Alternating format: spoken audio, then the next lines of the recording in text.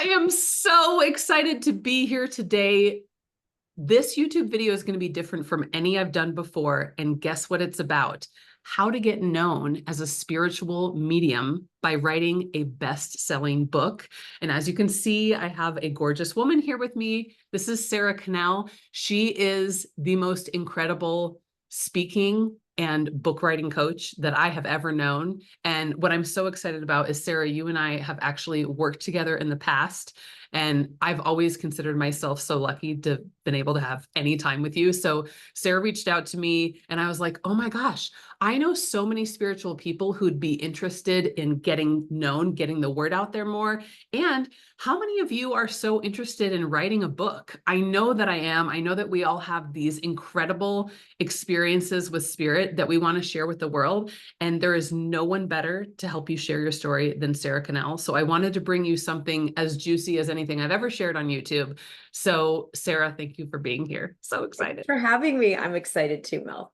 Great. And we have a lot of juicy questions that Sara is going to share with us. So you're going to get lots of amazing advice that you would probably have to pay to if you were working with Sara. So let me tell you a couple things about her. First of all, she is a 5-time best-selling book author herself, and she leads a company. It's the Thought Leader Academy, this program, and she works with driven experts, coaches, spiritual guides, and entrepreneurs to help them scale impact and income to 6 or 7 figures.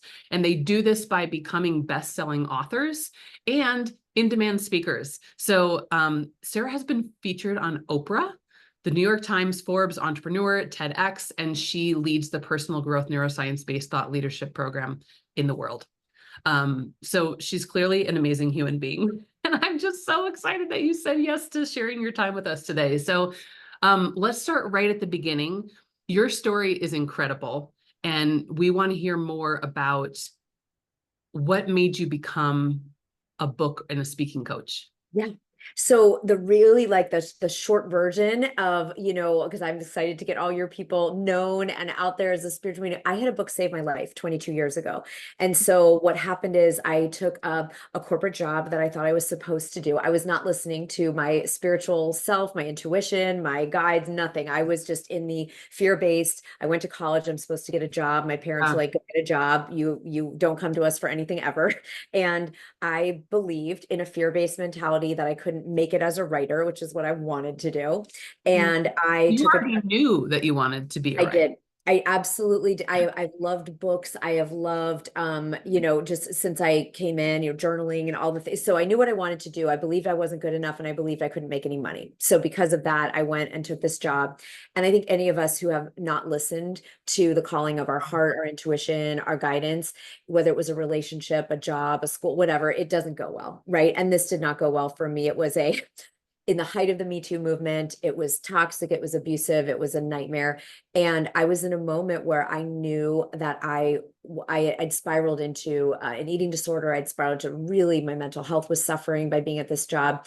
And I knew that if I continued on that path, I was going to die. I mean, truly, I felt like this is going to destroy me. And I was so afraid though, because I was like, I'm gonna be on the street, I'm a single woman, I'm supporting myself. Like, I don't know what else to do. And I was in the airport bookstore and I found a book called Holy Hunger. I didn't know what it was about. I didn't have time. My flight was being called. I had to just grab the book and get on the plane. And I read the whole book in one night. And by the time I got out of that bed in the morning, like cry, I just said, I don't care if I'm on the street. I don't care if I'm homeless. I am leaving this job and I'm going to go get help for my physical and emotional health. And I'm going to try to be a writer.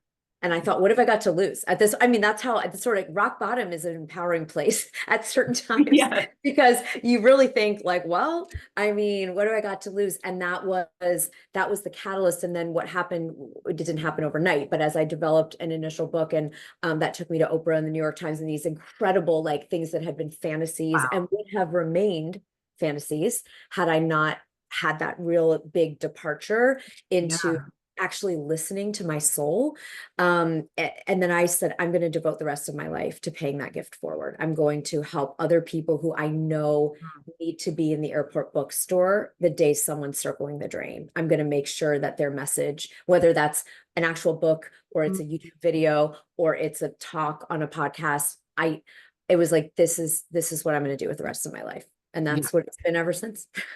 I I love it when people share stories because I feel like spirit has an amazing way of dropping in the sentence, the word, or the idea that we need in that moment. And I feel like you're probably the person I've known in my life who understands that better than anyone in the world. And then I'm also dying to know, what did you take away from that book? Yeah. Like, what was it in the book Right. that, Yeah. Like, what was in this magical book? Because people ask, because when I do share the story, they're like, want to run out. And I say, just the caveat is, it was the book I needed at that moment. yes, It really was like the spiritual message. Essentially, there was a woman, and what I love is it wasn't a book by Oprah, it wasn't a book by, Brene Brown. yeah, This is a woman named Margaret Bullitt Jonas, who isn't a household name, but it was a woman who chose to share her story. She yeah, said, I know that there's something in me that I need to share with the world. And she talked about childhood trauma that she'd experienced, which was different than mine, but was enough like mine that I yes, related. And she talked about getting into a life-threatening eating disorder. And the most important part is she shared how she got out. And that was the moment when I just said, like, I am not going to die over this job. Like, and overall, again, the job was just a reenactment of all the stuff I hadn't dealt with. So let's be clear, you know what I mean? Like, I just reenacted my upbringing in a corporate setting. sure, But it was this woman showing me that there was a way out. And because she took the time to write it down and get it somewhere where I could receive it, which is yeah. really what writing a book is, or putting out any kind of thought leader asset. That's the power we have. This woman's never met me. I've still never met her. At some point I had this fantasy of like film a documentary and like drive to her house and like, like, can we sit Oh down and my have God, tea? that's Because a I great talk idea. about her all the time and I, thank her virtually all the time. But whether it's a book, a talk, a video, there's those things that come into our life at the moment when we most need it, and it changes the trajectory of everything that happens afterwards. Yeah. That's amazing. And the part that I love about what you've been saying so much is that it wasn't a household name. Yeah.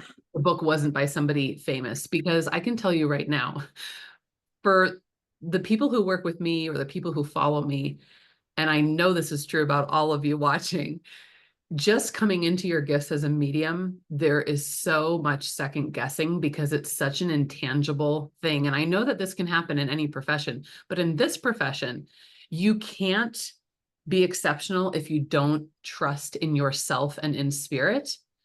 But it's very easy to think that you're making something up or you're fraudulent as a medium, let alone then having the guts to go and write a book about your spiritual stories and worry that someone's going to think you're crazy. So what would you say to people who feel like, oh, like, I'd love to share my spiritual story, but I'm not sure that it would be accepted or people would believe me, or if I have the confidence to do that?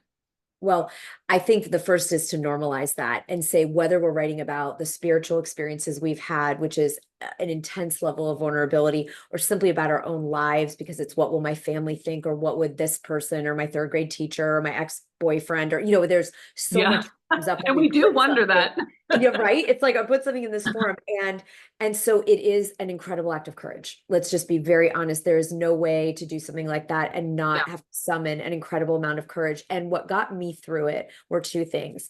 Because my first book is a memoir where I talk very candidly about my first pregnancies and, having my child, which Mel knows is that it happened in a very miraculous way and a very surprising, in a way people could very much judge and think was like bizarre and weird and creepy and all this stuff. And my mother was our surrogate. Let's just, like, I'll put it out there, just to let you, so you're not wondering what that's all about, so we had a very, unusual, unorthodox way of starting our family. And what, I mean, you feel like you're just bearing your soul for people just trample on if you're putting this in some kind of, book somewhere. But here are the Yeah. two things that got me through.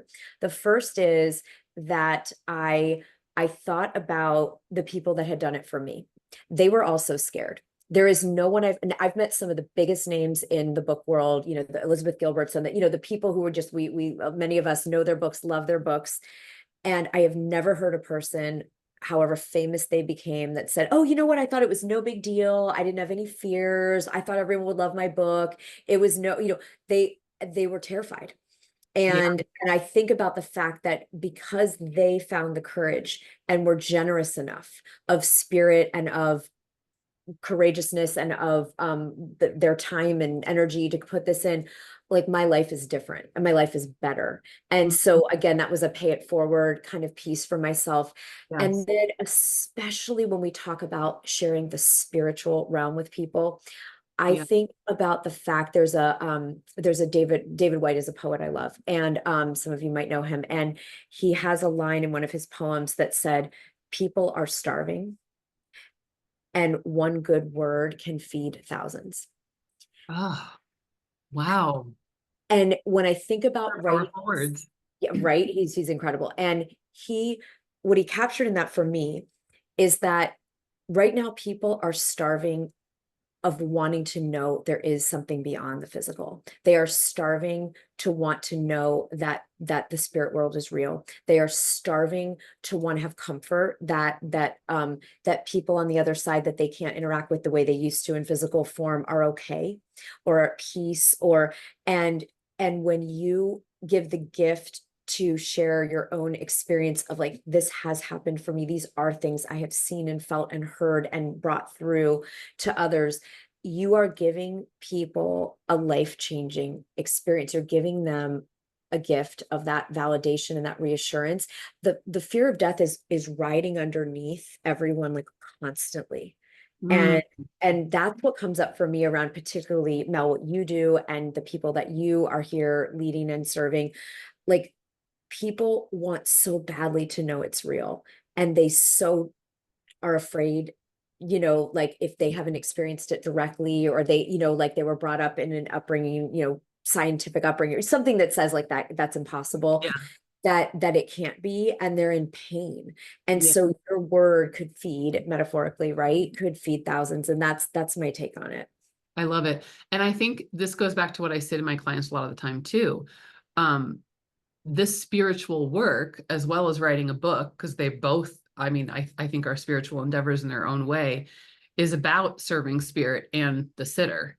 Because I will tell you that there's a lot of people who think I don't get nervous before reading sometimes. And I get a lot less nervous than I used to, but there's sometimes where I always say, like, I better put my diapers on because I feel like I'm going to shit my pants right now. And so many times in class, students are nervous. And I like to remind myself two things: that my favorite quote ever by my favorite person in the world, Billie Jean King, is that pressure is a privilege, right? So we are in moments where that pressure we feel is actually an amazing opportunity, and also not to make it about us, because it can be such a self-serving thing to be thinking, what's everyone going to think about me? When most times in life, nobody's thinking about you, but So they're thinking about what they desperately need, right? They're thinking about being fed by your words, which leads me into a question you've started to answer, and it sounds like you got a really great answer for us today.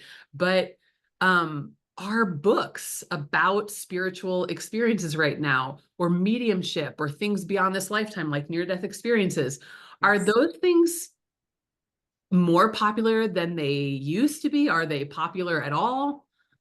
Growing by the minute. And here's a fascinating thing. Oh, I cool. was traditionally published before I had a book agent. I mean, I did the traditional publishing thing and had an agent and all that first. And now we have our own publishing company because it's better and faster to do. We do it in an entrepreneurial way, not like the way that a lot Yeah. of old school publishing is, which I love better. But the reason I bring it up is because my agent shared with me that every time there are, like, economic, political, cultural contractions, traumas. So right now we've got war, we've Yep. got an election, we have, depending on when you're all watching this, we've got everything. We've got all the food groups Oh, are yeah. represented, economic contraction, like, all of it is happening. And when that happens, not only do book sales spike, which is really interesting, but Ooh. books about that give hope, that give something Yeah. beyond the basically shitty conditions of the physical world will rise. So right now, people do not want to read dystopia the way that the pre-pandemic, you remember, Yes. everything was I like don't. everything. I won't, like, everyone's like, we actually just had one. No, thank you. And Yep. people want to, the number one thing in 2024 so far that people are craving in books is reassurance and Mm. upliftment. And so isn't that cool? Awesome. Isn't that amazing? And Yeah. so and here's another just wild thing. So I'm a neuroscience person. Like as much I as love I'm it. a person, I'm Lay all it about on us. science. And so right now, the average adult in the Western world has an attention span of 2.9 seconds. So sad. That's what we've done to ourselves because of, Adult pacifiers. Yeah. yes. So that's what we've done. And then why the hell would anyone write a book? Because you're not reading a book in 2.9 seconds, right? Well, here's the deal. So everyone, when you think about Gary Vee or Brene Brown or Michelle Obama, like whenever has their next big idea, like when they know it's like, this is the thing I want to be out talking about, teaching about, they run to write a book. Mm. They will like go off in the cabin and they'll go somewhere and Yeah. they call it a crash book. They'll write it really fast. And it's because you would think, why in a 2.9 second attention span world? And it's because in 1.8, that's what's been calculated, is the way the brain will process seeing your book, your title, Yeah. and a picture of you. And immediately, anyone that sees the cover knows that you are a guide and expert in that area.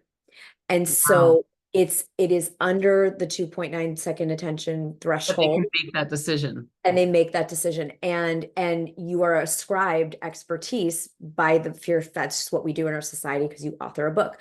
And so it's really interesting, the phenomenon of this, but spiritual books, they are on the rise, and they also still differentiate you. As many books as there are, it still says, I'm an expert, I'm an industry leader. There is an instant credibility piece that happens. So if someone, let's say those of you that are building, your visibility and your platform, if we will, as a medium. So if someone goes to, your website or your social media and they see, oh, this nice person who can do mediumship readings, and they go to someone and it's best-selling book by your name, Yeah. they immediately think you know what you're doing. Like Badass. person, even if that's not true, that is what people will think is true. That's how the subconscious mind is processing it. So just, yeah, it's real interesting. Okay, I'd love to squeak in one of my little business questions now because I'm like obsessed with marketing strategy, and you've already got me so hyped about the book I want to write. So I was saying stories about spiritual experiences are one way that I think a lot of mediums could go. I'm thinking of going. Yeah. But then I also know for my marketing mind that how-tos are really powerful as well, especially how-to videos with content like on my YouTube channel. Based on what you know about what people are craving right now, they want reassurance, they want inspiration. Do you feel like one type of book in the spiritual realm is better than the other, or are we just talking about they're different things? So they're different. And the way I start is anyone I work with in our, whether they're writing a spiritual book or any other kind of business book or health book or whatever, we start with your top 1 to 3 ideal book outcomes. And that's going to answer this question, Mel, because like anything else in business, we reverse engineer. So if someone says to me, I want to be the person that goes around the world and lets people know that there's life after death. Like, I just want people to know that. And my entire goal in the work I'm doing in the world is inspiring people to know that. Then you would go with the story-driven only, just story-driven book versus like a how-to or anything. Experiences, right? That is what you're going to do. If your goal is to develop and you could certainly attract people to do readings with that. So that's a fabulous way to go. If you, however, want to bring people to a program, a course, retreat experiences, well, the retreat one would work with the story-driven book in this case too. Sure. If you have somewhere you want to bring people to do, then the how-to is going to be, now you will sprinkle your stories in. It's not like you're going to just write. You don't have to just go with one or the No, other. I would do a hybrid of story and how to. If you are going to coach mediums, you're going to have a course for this type of work or people to develop their abilities, then you would want to do it in what I call a thought leader book, which is a version of a how-to. Yeah. And that's the way, and the only reason why they're both great books and they will both work. It's the how-to is going to attract people into understanding your methodology and the way they can further work with you just so much faster. In the 2.9 seconds, they can't connect. Make that decision. They're not going to make, so you want to make it really clear and easy. So that's why I would say for someone like you, Mel, you would do the hybrid and combine the Yeah, story. I would. You're right. And then other people may want to go with a straight. We've had people do channeled books in our community. So they publish their channeled messages. And that's like an absolutely, those books do well. People love, I mean, all of these books work because luckily you are all of you watching. This is an area that there's a insatiable appetite for this. Wow. I feel like no one can deny your brilliance, even at this point in our interview, but let's keep going because these are like the best gold nugget. I'm so excited right now. I'm like, oh my God, maybe I should start my book earlier. Okay. But what are 3 moves that can make writing or speaking about mediumship or the spiritual or the non-physical successful? And I don't know if you covered some of them in that answer, but I'm sure. Okay. Well, I want to give everybody a framework because I'm a big fan. Like I watch YouTube all the time. I'm always like watching data and I like to learn. I'm like you and I talked about, we love learning, we love strategy. So here's a strategy I love that will kind of allow any of you to do any version of what we just talked about if you are thinking about doing a book. I call it the SSS framework just because my name's Sara. It's 3 S's. Hopefully it'll be easy to remember. So this you could use honestly to do a whole book. You could use it as a talk. You could make a video about it. You could use this framework I use it for everything. But what you start with is a story. And so in the case of a full book, you would really probably start with your origin story of understanding your mediumship abilities, like that moment of lightning, whether some of you, it was when you were a child, Mel, yours was, in 2022, you would, because the human brain is wired for story. And Lisa Cron wrote a great book about the neuroscience of story, if anyone wants to nerd out and get into that whole. But story will connect us with our reader immediate or our viewer if we're doing this in a video. Like the story is how we get drawn in. It opens us in our heart versus us being in our skeptical mind, which I think in this type of book in particular, you want to go into an open heart space. Then you share that origin story of who you are, what you do, that kind of, and that makes the connection. In the second S, you're going to zoom out and talk about the situation. So for those of you in this line of work, it might be talking about the level of despair, the level of ways people are avoiding talking about, thinking about death, the pain of regret. You're going to talk about sort of the world in the realm of what you do, that it's like, okay, this was my personal story, but let's talk about what's happening to humans in general right now, or the people you serve, women in general, or parents and whoever it is that you serve. So you're going to really get into the situation, and the stakes are part of the second S, which is what's the cost if someone basically doesn't keep watching or reading and learning from you, because there's a cost if you go on being embittered or not having peace around people who pass. I mean, there's a cost to thinking it's only this physical world. Like there are costs. So you maybe speak into those if that's relevant. And the third S is the rest of your piece of content. Again, whether it's a video, a talk, a book, that's the solution. Cool. And that's where you can share the stories, or if it is a how-to, Mel, that's where you would share your methodology, your framework. Literally, you could write, we have people come in and write a book in a month because it doesn't have to take a million years. When you have this framework, you're like, oh, I know my origin story, done. I literally knew the answer every time. I'm going to go to the cabin for a month and write my book. Really. And you can do it. I mean, I wrote my first book when my son was a newborn. And so it was like, that's the worst time to think about doing a creative project. And it doesn't have to be hard. Like I even have all kinds of little hacks, you can use an auto dictation. So you're like on a walk, dictate a chapter, then you can go. I don't believe in AI writing like you're never going to hear me say to go to, Chat GPT and have it write your book, because I think that's a crappy book. However, here's the little hack. You can take your transcription while you're pushing your child in a stroller, and then you put it into Chat GPT and say, clean this up and put it into book manuscript form. So it is your original words and ideas, but you aren't then doing the kind of painstaking process of like cleaning up a transcription and completing sentences. Blowing my mind. Literally, it does not have to be hard, you guys. It does not have to be hard, and it doesn't have to take a long time. All the people I work with run companies, they have children, they have parents, they have pets, they want to have a life, they want to be off on weekends, they take vacations. Like you don't have to like have your book. It's not War and Peace, like 10-year novel. I'm I'm just so excited. Okay, so I have to calm myself down from all the excitement I have, but I think I feel like for all of those who sit back and hesitate, like, could I, should I, Right. why me? Yeah. Just one more little nugget that I think could really help push people over the edge if they've had this desire living inside of them for a while.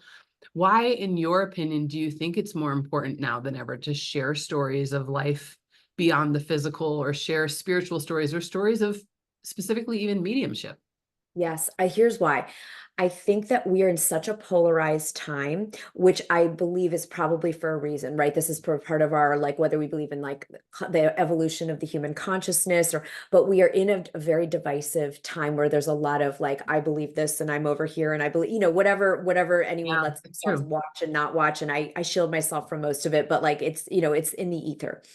And and one of the things that will unify anyone is love, right? And really at the essence, I think mediumship is about channeling love. Like my experience, Mel, when you did a reading for me, when I was so like, what an incredible, it was the most powerful mediumship reading I've ever had. So if anyone is, watching this and doesn't know that about Mel, and it changed me, and it gave me, even though I've had mystical experiences, I channel certain things, um, the fact that my grandmother and my mother-in-law, I don't know if you probably don't even remember it, Mel, but they came through, and I have been in contact with them ever since. Like there was a connection made that Mm, has enriched my life and given me an ability to be more whole. Really, the reason people get divisive is fear. And so if I had to boil it down, I feel like what you all are doing that yes. are being spiritual mediums is you are dissolving fear and you are reconnecting people to a sense of wholeness, to peace, to love. And the more we have of that on the planet at this moment in time, the faster things are going to unify, and there is no one's going to care. No one cares what anyone's political beliefs were when you get to reunite with Yeah. someone from the others. You don't give a rat's. You don't care anymore. You want to know everyone's happy and safe and well. And it may share a story. I don't know if this, like, I'm Please. going to share a very, very short thing. So, my husband, son, and I went to Hawaii for the first time in the spring. And we were just coming back from dinner one night. We were in the hotel. We were staying in a beautiful resort on the water. And the hotel had like lights around the mirrors. They were like just paneled lights. And we went in to brush our teeth, where all three of us are brushing our teeth together. My son's, at that point, he was 12. And the lights start going on and off. And my I knew husband you were makes, going to say that. of course. And my husband goes, oh, mom's friends are here. He makes, that's sort of like a lot of our, we've had, our spirit friends visit us through, that's our sign someone's like coming in. But my son said, talk to them. And I usually just see the lights and say, hi, I don't necessarily like have a dialogue. And for 27 minutes, we established yes and no, and had a full blown conversation. And my husband lasted about 7 minutes. And then he's like, I have to go in the other, he's like, I love this, but I actually can't tolerate the energy. Like it was like bursting his circuits. Much. So he went in the other room. My son stays the whole time and is also, and then we almost like passed out. Like we just sort of, there was no discussion. We just like went to sleep. And the next morning I said, I cannot imagine what my son is, because I haven't known, what he believes about any of this. And he wakes up and he runs over to my husband and I, and he said, you guys, he said, we don't have to be afraid anymore. Oh. There's no death. Hmm. And we just sat there and sobbed. And Mel, our story, we had twins that died in my first pregnancy, and we got to talk to them. And my son, the healing that this child had at his, like, he's like, I don't have to, my heart doesn't hurt. Like he was carrying the pain of losing these boys that were born before he came in. Like he didn't even know them, but it was part of our family story. And so what I'm saying is why it's so important now is like, that's the gift that you all bring to people. And if they can know that, like, whether they're 13 or 78, that it's okay, and this isn't the end, and we're not just bound to this, because that's such a depressing thought. Like no one wants to just believe Yes. all there is. It's a real bummer. And he said, I kind of always knew that there was more, but now we know. And like it proof at his age is really like, he's like, we have proof. Yeah. And so that's why I feel like that's the like why is it so important and why is it important right now and what is the gift that you'd be giving to someone if you do choose to share your story like that is like that's what you could awaken in someone. 100%. Wow, that's an incredible story. So I'm so glad that you shared it. I also think that it shows all of you watching right now that Sara was one of the first people that I reached out to for my past life of an online marketing strategist because I knew how spiritual you've always been, and I knew that you wouldn't think I was crazy. So that's why you were one of the first people I read. But when you said that love is such a unifying thing, the thing that's so cool is like, I do believe that that's what mediumship creates is love and connection with us here and between those on the other side. But in addition, I think stories themselves are unifying. There's so many times we hear a story and you can have a lot of different strong opinions or beliefs from somebody else. And we forgot how to find common ground.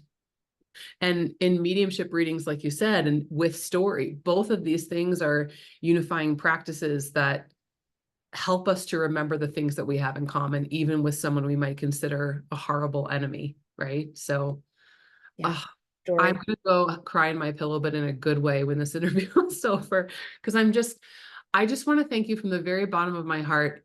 This is the reason that my very first interview I ever did was with Sara, because I've never in my entire life had a conversation with you where I feel like you haven't been the most generous person in mind, body, and soul to share things with people that really do change their lives, which is why you are an incredible writer and leader and human. So thank you so much for taking the time out of what I know is a really busy schedule to share words of wisdom that I think is going to change a lot of people's lives who follow me. Thank you. I'm so grateful to be here with you. Oh, ditto titto. So I can't wait. Leave some comments below. By the way, Sara, please share with us for people who want to know more about what you've got going on, what's coming up for Yeah. you. Can you tell us a little bit about where we can find you? For sure. So if people want to just, you can DM me on Instagram. Anybody, if you have questions, it's at Sara Connell and I'm SaraConnell. And we do have a book boot camp coming up the week of September 9th. So depending on when you're watching this, we run them at different times of the year. But it's so kind of like Mel, what we just said, to break it down and make it easy so that if you do feel that spark and you have had that book in you and you feel like, oh, I think I really would love to put that flag in the ground, and get myself seen. It's completely free. And I train for 5 days straight and I break down like just more detail what we just did. And you'll literally put your whole book concept together in the course of a week and you'll have a plan for bringing it into fruition. It's absolutely, so I'll give you the link, Mel. Again, it's completely free, my gift to all of you. And you can come just train with us live. Obviously, I have resources if you want to just watch, and go through a workbook, but it's fun to do with the group. So Oh my God. So the link for that is going to be in the video description underneath here. And can I ask another question about book yes. boot camp? So Yeah. so if you do it, is it like a Monday through Friday? And then for how Yes, long? it is. Yeah, it's Monday through Friday and it is all recorded and we send everyone replays. So if you can't come and do it during the hour, it's 12 Yeah. to 1 Eastern time, the week of September 9th, if you can train live. And then there's a VIP option, which just means you get an extra hour of like coaching with me after. And it's it's just like a little, it's like it's $47 or something. And so that'll like people love that because it's more like you get the like Mel, if we were doing the SSS and then you were like, okay, help me with that second S, or like we're able to get in there and like workshop the books, which is my favorite time. But you have Monday through Friday. We'll walk you through every single step of like what's the big idea, how do you put an outline together, how do you use these technologies to like do it fast but well. And then you'll have it all fleshed out by the end of the week and you can watch the replays if you can't come at that exact time. So yeah, it's all Okay. good. I think I'm going to do it too. So Yeah. everyone join me at the link below. Sara, again, thank you from the very bottom of my heart. This has been a wonderful chat that I'm So never going to forget. thank All you. right.